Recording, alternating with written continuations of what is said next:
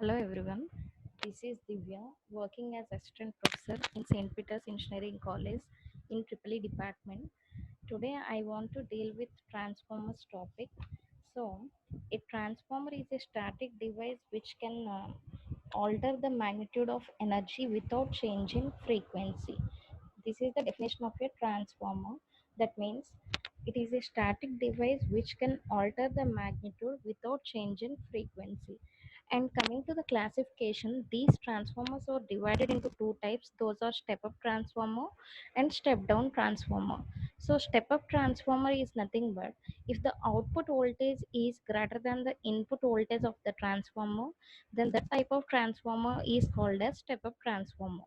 That means V2 is greater than V1 or else V0 is greater than Vin. Here V2 is the output voltage and V1 is the input voltage. If the output voltage is greater than the input voltage, then that type of transformer is called as step up transformer. And the second one is step down transformer.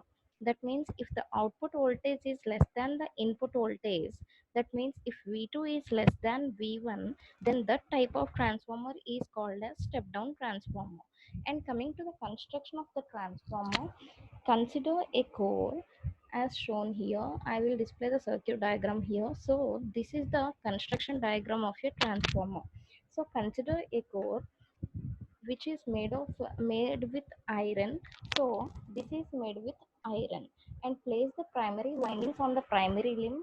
This is the primary limb. We have to place the primary windings on the primary limb as shown here, and we have to place the secondary windings on the secondary limb as shown here. So we have to connect the load at the secondary winding side. V1 is the primary voltage and V2 is the secondary voltage. Now what we have to do, we have to supply some voltage, which is the primary voltage V1. Place the secondary winding on the secondary limbs of the core and connect the supply on the primary side, so that we have to connect the load at the secondary side. And coming to the working principle of the transformer works on the principle of mutual induction. When the supply is given to the primary side winding, then the current will flow through the primary winding. If the primary winding is wounded on the primary limb, so that the core acts as a magnet. So if we pass some current through this primary winding which is connected on the primary limb, then the core will induce some magnetic field in it, because it is a material, it is a metal.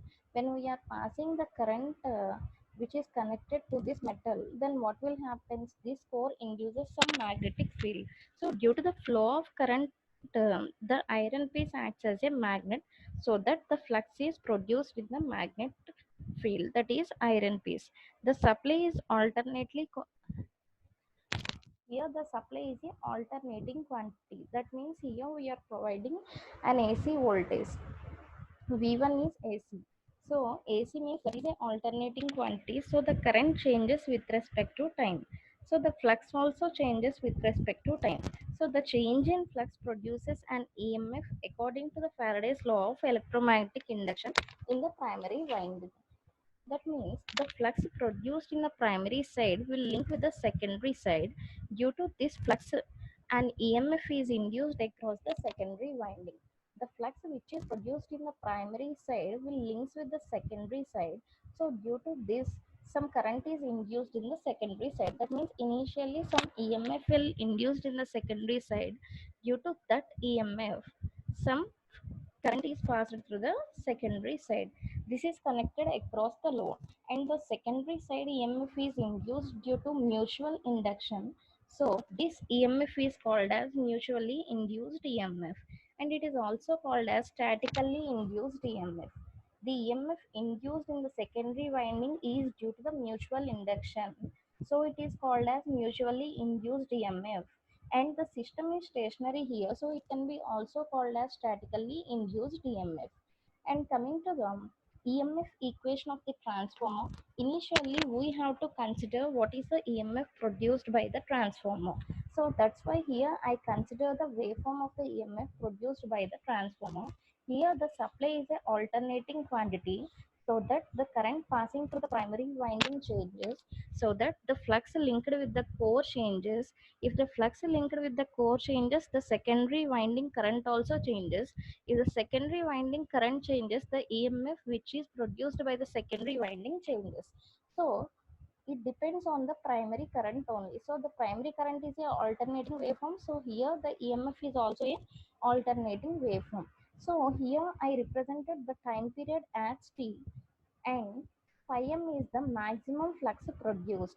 So according to the Faraday's law of electromagnetic induction, we already know that E is equal to minus n into d phi by dt.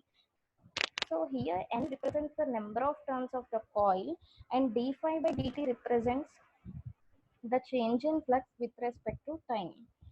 And coming to the derivation,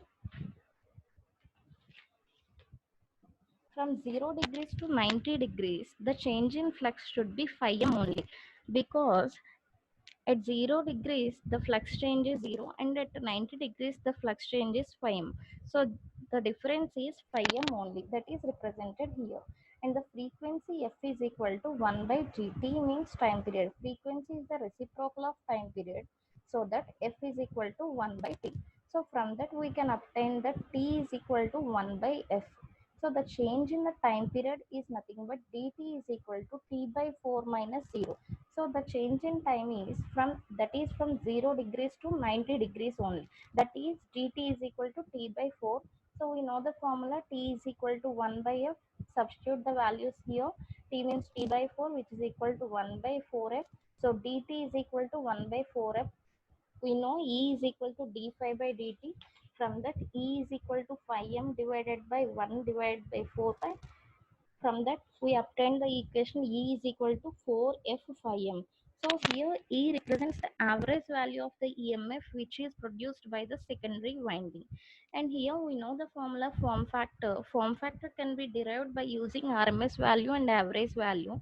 That means the ratio of RMS value by average value gives the value of form factor.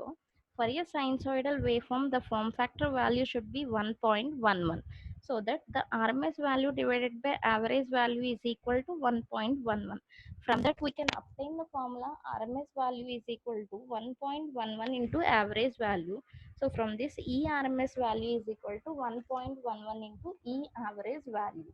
So from this, finally E RMS is equal to 1.11 into 4f phi m.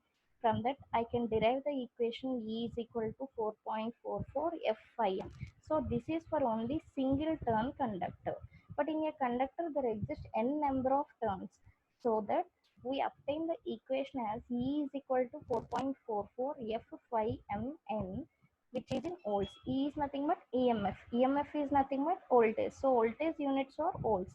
So E is equal to 4.44 f phi m n volts.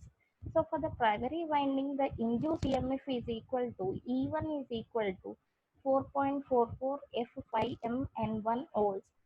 And for the secondary winding, the induced EMF is E2 is equal to 4.44 f phi m n2 volts, where E1 indicates the EMF voltage in the primary winding, and E2 indicates the EMF induced in the secondary winding. So this is about the transformers.